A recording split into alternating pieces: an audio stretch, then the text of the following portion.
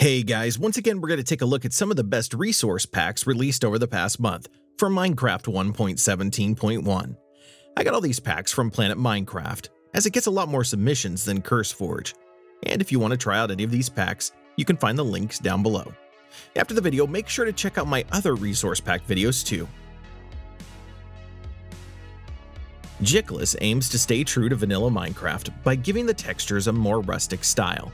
Although I'd say they look softer too. The pack is complete and overhauls every block and mob, and it's also available on the marketplace for Bedrock players. Skulk Equips will change the textures of your netherite armor so that they look like Skulk instead.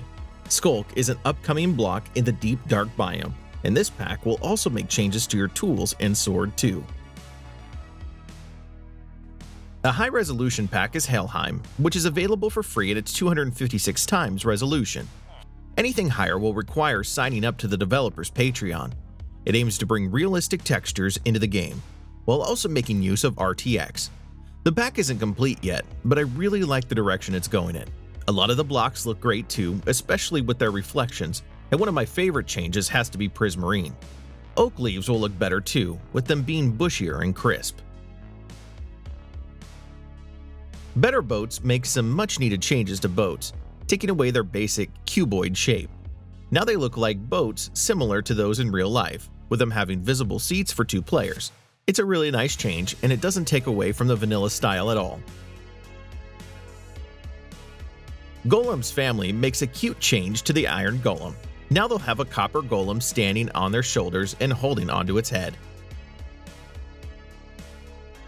Better Dogs will introduce 5 new textures to wolves, giving them more variation. The models are also changed quite a bit, giving them more detail. But with this pack installed, whenever you tame your wolf, it will turn into a pug instead, which there's currently 2 variations of. You can also download packs that just change the wolf textures, or get other packs that turn them into boxers and chihuahuas instead. Biome Blocks changes the textures of some blocks depending on the biome they spawn in. As an example, Stone Brick Sandy, Snowy and Mossy, which feels quite immersive. If you place down rails in the nether, then they also look different to match the dimension. Changes are made to lots of other blocks too, like Netherrack, Snowberries, Soul Glowstone, and Mossy Bones. Pumpkin Hats will let you rename a carved pumpkin so that it turns into a custom hat instead. Some of the options available include halos, devil horns, crown, Christmas hat, witch hat, monocle, and more. Golden Spawner changes the textures of 3 items. These are the lantern, chain, and any spawners you find, which will all be gold in color now. Enchanted Spruce Forest changes the appearance of your spruce taiga biomes. A lot of the colors in this biome have been given a blue tint, which you'll notice mostly on the grass blocks, leaves, and ferns. It just adds more of a mystical and fantasy appearance to the biome. Undead Expansion introduces 140 new skins for zombies, which are randomly chosen each time a zombie will spawn. There are predetermined skins for each biome too, and they look pretty interesting. If you head to a beach biome, you'll notice that zombies are in swimming gear, with some even having a snorkel. Head underground and you'll start to find zombies who look like miners. It'll add more variation and would be a great option for a zombie apocalypse themed pack. Moss Dimension completely transforms the look of the nether by changing the appearance of most of its blocks. In a way, the nether doesn't look so dangerous anymore, as most of the reds have been removed, and lava looks like water too. But the key word there is looks, as it still behaves like lava, so you don't want to jump into it. Blocks like Netherrack, Soul Sand, and Basalt have all been replaced with different grass, stone, and logs, which make it feel like you've entered a mystical dimension. Just remember that no mechanics are changed, only textures, so you'll still need to be very careful. If you're really feeling the season, then you could try out the Trapped in Fall pack. Most of the foliage in your world is changed, giving it a more orange and brown hue.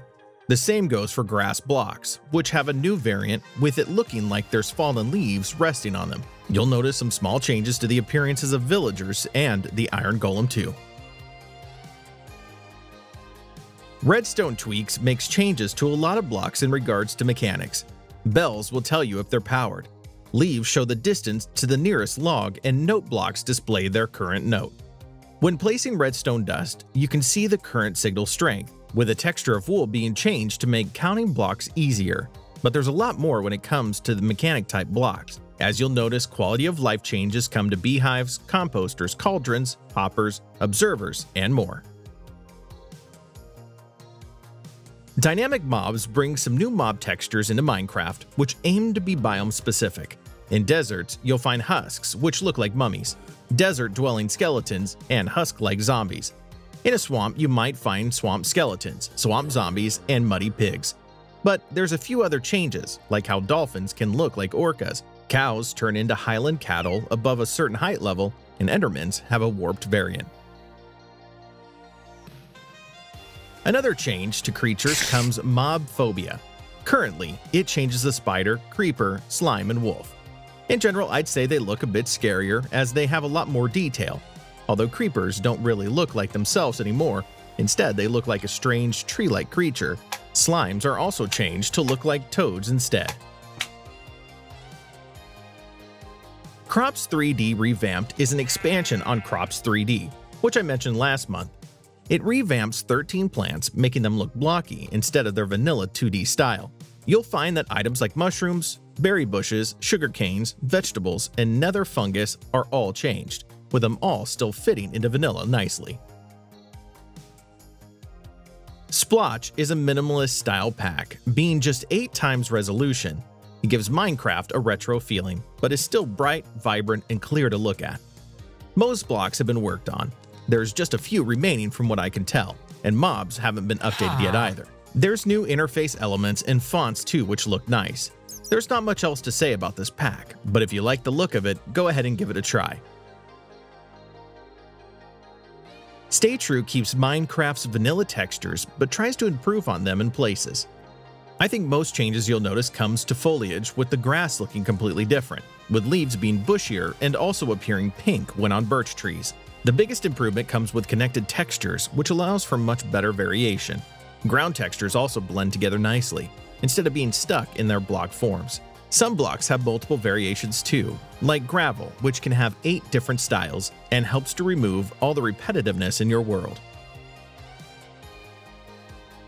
Obscurias Brewing Pack starts by replacing the textures of your potions, so each one is more unique and identifiable. The more impressive changes comes to the cauldron and brewing stand, which both feature more detail than their vanilla counterparts, especially the brewing stand, which is now 3D. Foodstuffs will change the appearance of all your food items, so they're 3D too. It's especially useful if you're doing a kitchen-style build and you want to place food inside of item frames. Just make sure to install an invisible item frame pack too. That's the end of our list. There'll be more resource pack videos on the screen right now, so make sure to check those out if you're interested in finding some more packs. But I've also covered a lot of mods and data packs too, which you might like.